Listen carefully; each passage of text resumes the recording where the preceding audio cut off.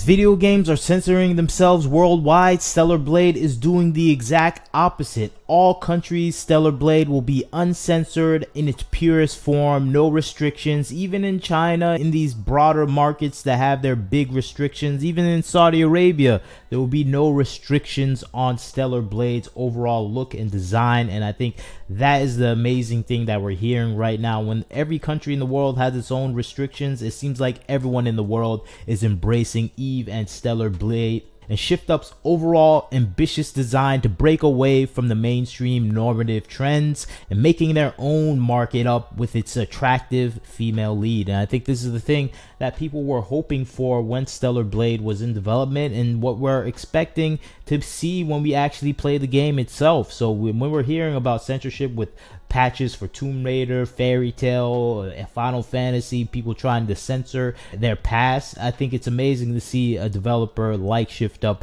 do the opposite and uncensor everything and making it available across the world, no restrictions. And I think it's unbelievable that this is actually occurring. And there's a multitude of other things that Stellar Blade is doing that many companies are not doing. It's uncensored worldwide, which is a big thing that we're just not seeing nowadays.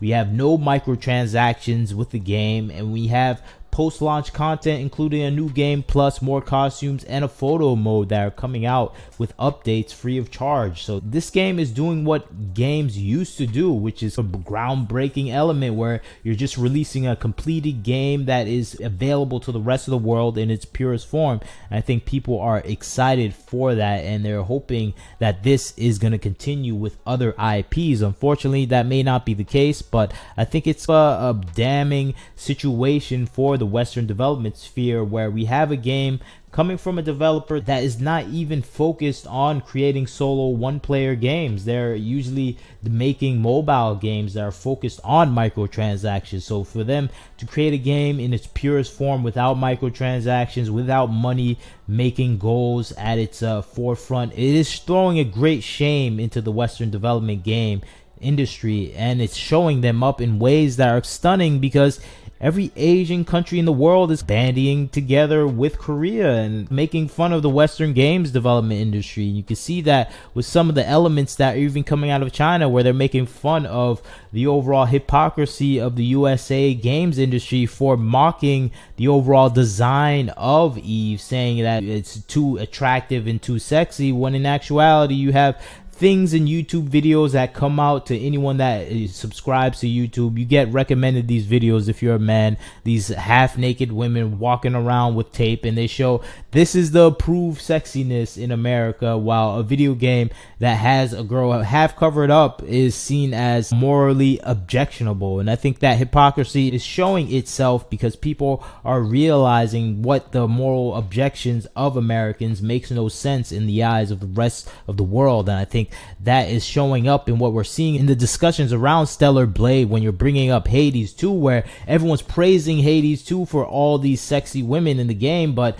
it's the opposite for Stellar Blade. And it comes down to what sort of sexiness is safe and what sort of sexiness is unsafe. And I think we see that often with Stellar Blade, where it's not trying to appeal to a more LGBTQ element. I think that's what Hades 2 is getting praised for, where it is trying to appeal to the LGBTQ element. And when you do that, it's called safe sexiness. And I think that is the end result that we're seeing with Stellar Blade. Stellar Blade is not trying to appeal to that LGBTQ element, so it's deemed as unsafe and violent. And I think that is that backlash it's getting across the Western games development sphere, because it's not in line with the modern day standard social political stances of the progressive elements that are within the gaming industry and within the games journalist industry. And they all feel and think the same way, and they are objecting to Stellar Blade because it's not doing what they deem as the correct version of their moral standards, so it's seen as objectionable. And I think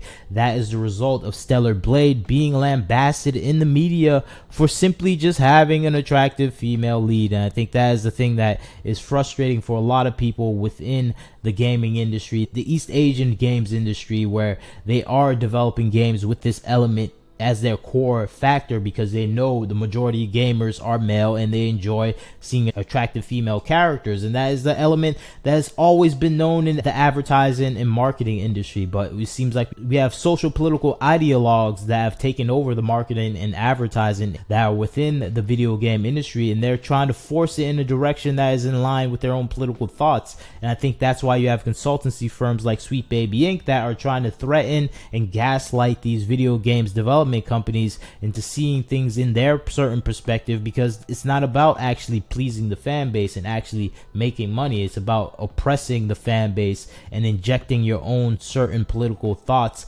into the video games that you're consulting for. And I think that's the end result of what we're seeing with Hades 2. It's a good game, the first Hades game. I understand people that enjoy it, but its acceptance of this modern day political standard is why it's getting praised now, and it's obfuscating from the quality of the game, because the quality of the game doesn't matter anymore. You have the right thoughts, so your right thoughts are the only thing that you need. The game doesn't need to be good, and it demotivates the design of the game. It kind of simplifies the game into these gender standards where you have to follow what these political activists want you to follow. If you don't, your game will be bad regardless if it's good.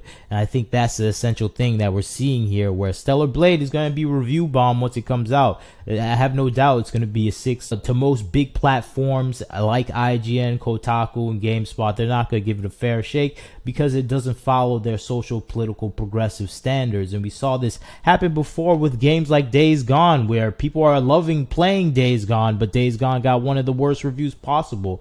And I think that is essentially what we're going to see with Stellar Blade. And the comparisons that we're seeing with Hades 2 pop up everywhere is just showing that hypocrisy at play, where they love the sexiness of Hades 2, they love the characters and their overall designs, even though they're dressed sexier, but it's like, no, this is my safe version because it appeals to my personal ideology, so I approve of this. The other game doesn't appeal to my personal ideology. It actually makes me feel inferior, so I hate this game. And I think that's what we're getting with Hades 2, an approved certain version of attractiveness that is only under the guidelines of their personal diversity and LGBT perspective. And the result is a game that is forcing its ideology, even though it's a good game, but now it's only focused on the personal ideologies of the people that want to see the game be the way they want it in real life. And I think that is just a limiting factor because it limits the scope.